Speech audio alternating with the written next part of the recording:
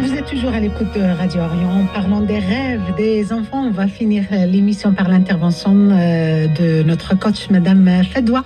Bonjour et bienvenue sur les ondes de Radio Orient.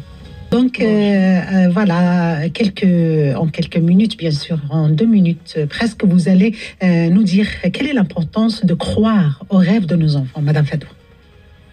Oui, bonjour Zohor, bonjour à tous les auditeurs. En effet, comme vous dites, il est très très important de croire en les rêves des enfants pour une chose primordiale dans leur vie, c'est de faire d'eux ce qu'ils sont réellement. C'est-à-dire ne pas créer un problème identitaire quand on impose à l'enfant de choisir une profession qui n'est pas la sienne. On lui impose tout court, on ne le laisse même pas choisir. Donc le rôle des parents est certes primordial dans l'orientation de l'enfant, mais ils doivent se contenter de les accompagner, de les soutenir, de les encourager dans leurs rêves.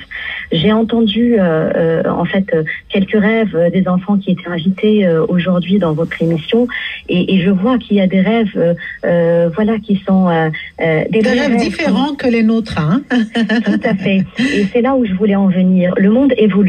Les métiers de demain ne sont pas les métiers d'hier. Et les parents doivent évoluer avec ça. On assiste maintenant à la genèse de nouvelles professions. Comme j'ai entendu une fille dire, elle veut conduire une voiture volante. Un autre dire, il veut être un pilote de drone. J'en ai entendu autour de moi, dans ma profession, des enfants dire qu'ils veulent être beatboxers ou créateurs de jeux vidéo. Voilà, il y a des métiers qui émergent. Il faut écouter les enfants.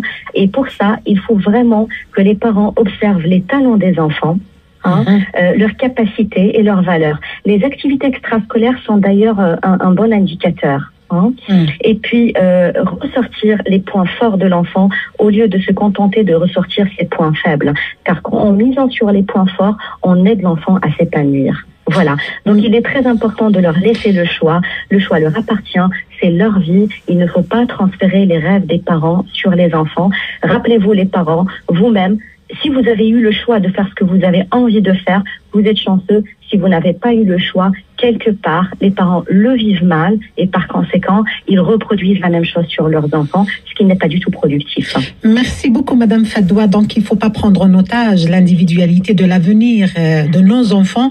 Et tout ce qu'il faut dire, il faut aimer qu'ils soient heureux dans cette vie et les laisser choisir. Merci beaucoup, Madame Fadoua. Et la liberté, c'est la clé du bonheur. C'est sûr.